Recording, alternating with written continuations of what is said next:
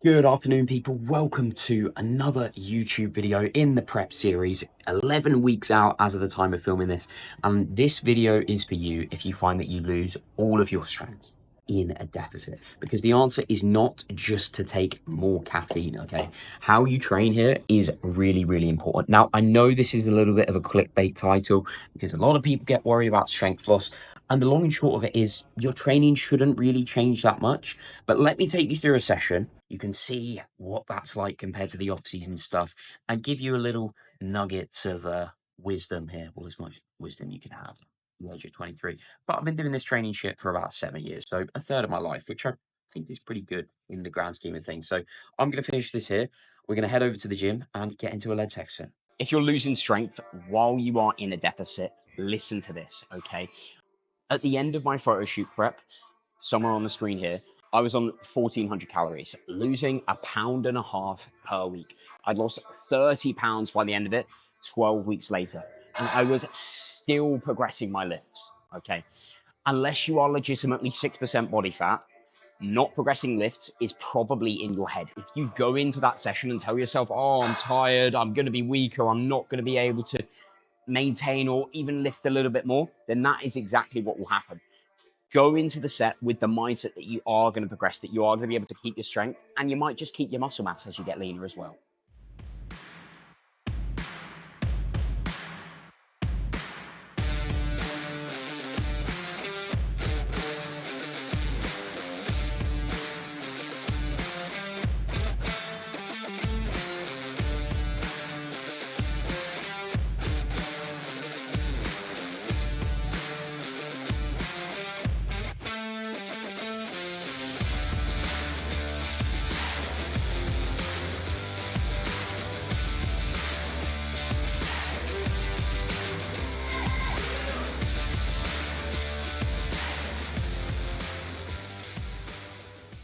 So I'm doing the seated hip abduction here to warm up some stuff around my hips, as well as the adductor setting, which is nice and convenient to superset.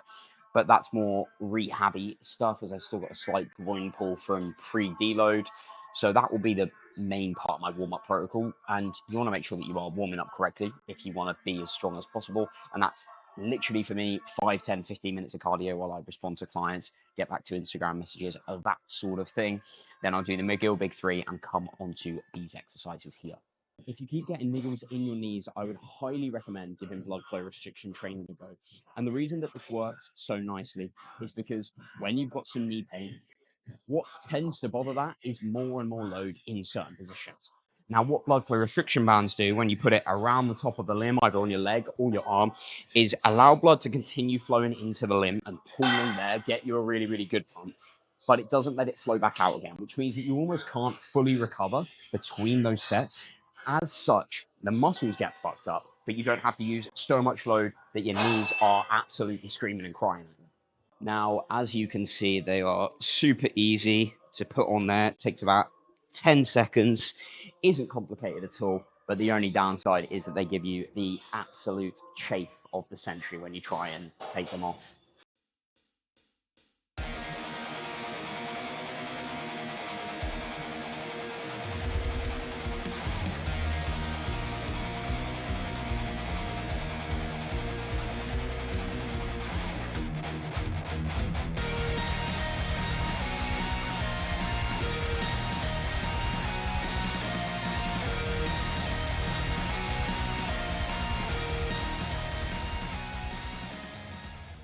The reason you keep losing strength in a cut is because you start too late, too fat, with your food too high, which means by the end of it, you have to absolutely run yourself ragged in order to look half decent.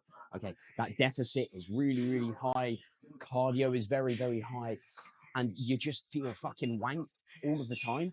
So you can't keep progressing your training, let alone maintain it. Whereas if you just gave yourself a little bit more time, it would be way, way more successful. What you're doing at the moment is setting yourself up for failure. You've always got more body fat than you think you do, and it's always going to take longer than you think you need in order to get it off, which is why I've given myself 20 plus weeks until my first show of the season so that I can make sure I come in with my best possible package, not small, flat, and stringy by the end of it.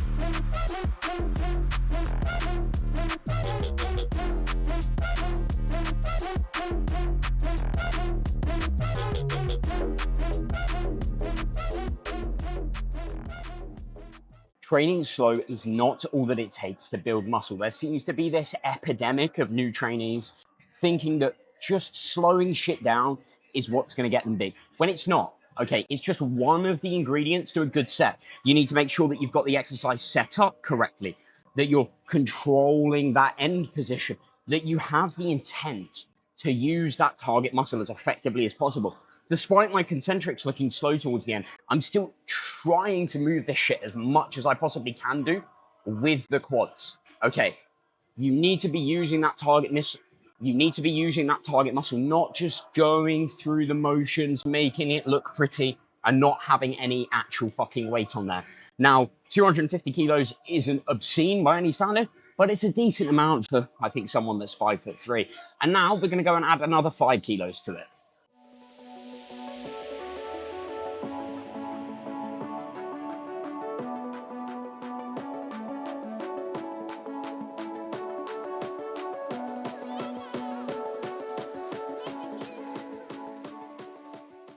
Despite me saying you shouldn't change your training in prep, there will be times where that's necessary.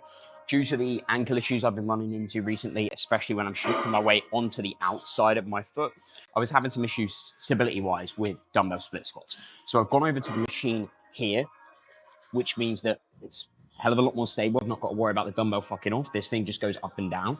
And in fact, as it comes down, it also goes back a little bit on that sort of swing, which puts a bit more weight through this back leg and absolutely torches the rec foot, which feels incredible.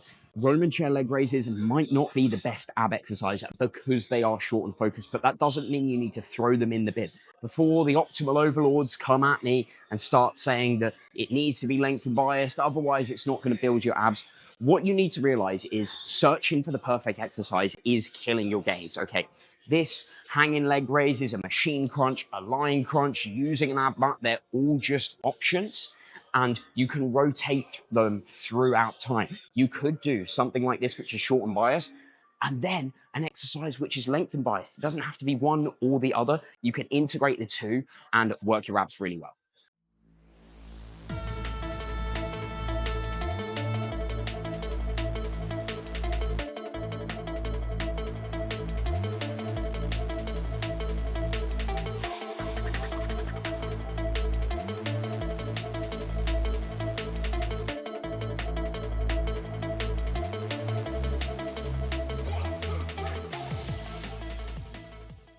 So leg session all done there. I'm definitely not filming this the next day in completely different clothes, but it is what it is. Sorry, I have the memory of a mentally disabled goldfish.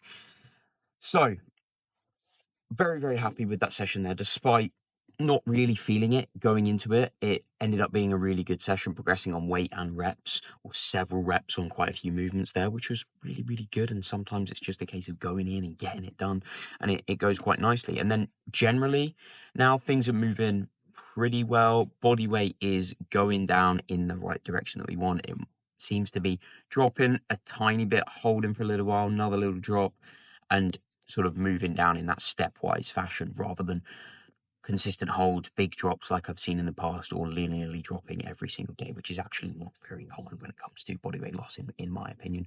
And that's one of the reasons why having a coach is so damn helpful and why I have one myself, because they can zoom out and look at, okay, based on what we're seeing over the last couple of weeks, are we losing at about the right pace? Are we eating a bit too much food? Do we need to change that? Do we need to increase the amount of cardio that you're doing? Do we need a refeed? All of that stuff, they can look at it objectively rather than you going, oh my God, I'm going to be fat. I'm not getting lean enough at the right pace, and essentially just fucking panicking, which is not what you want. Now, I will throw up a couple of shots of that and you will have seen that anyway. But if you've enjoyed this video, you'll love the one I made a couple of months ago about how to actually build your legs and what I would recommend doing if you're at a commercial gym, at a gym group like is in the background over there. There we go. And if you'd just like to see more of the free advice I have when it comes to building your legs, DM me the word legs. I will send you over a free copy of my leg growth guide. So thank you very much for listening, watching, all of that good stuff. Like, share this video with your friends, and subscribe to the channel. You beautiful people. Have a nice day. Bye-bye.